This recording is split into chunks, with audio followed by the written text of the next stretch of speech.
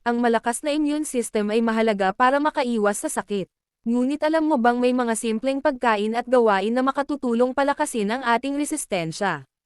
Sa video na ito, tatalakayin natin ang sabaw ng buto ng native chicken o kambing, mga gulay at prutas na immune booster, at ang paglakad ng nakapaa.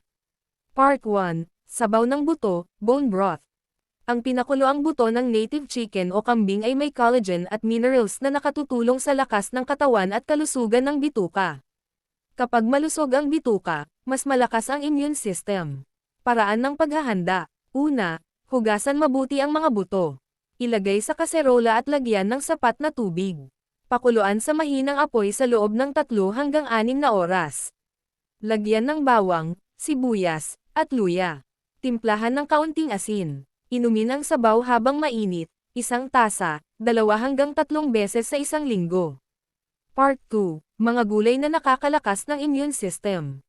Ang mga gulay ay mayaman sa vitamins at antioxidants na panlaban sa sakit.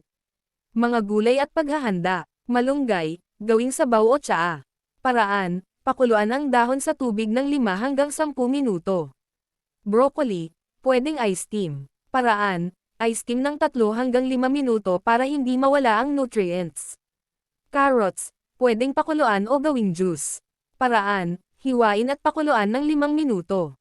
Bawang at sibuyas isama sa ulam. Paraan, ihalo sa sabaw o ginisang gulay. Kamote, pakuluan o ice steam. Paraan, balatan, hiwain at pakuluan hanggang lumambot. Part 3, Mga prutas na immune booster. Ang prutas ay may vitamin C at iba pang nutrients na tumutulong sa depensa ng katawan. Mga prutas at paghahanda, kalamansi, lemon. Paraan, pigain sa maligamgam na tubig at lagyan ng honey. Orange, dalandan. Paraan, kainin ng fresh o gawing juice. Pineapple. Paraan, hiwain at kainin ng sariwa. Mango. Paraan, kainin ng hinog. Apple. Paraan, hiwain at kainin ng may balat. Kiwi. Paraan, balatan at kainin ng fresh. Part 4, Paglalakad ng nakapaa, earthing. Ang paglakad ng nakapaa sa lupa o damuhan ay nakababawas ng stress at nakakatulong sa sirkulasyon ng dugo. Kapag mababa ang stress, mas lumalakas ang immune system. Paraan, maglakad ng nakapaa sa malinis na damuhan o lupa ng 5 hanggang 10 minuto tuwing umaga. Iwasan ang maruming lugar at huwag gawin kung may sugat sa paa.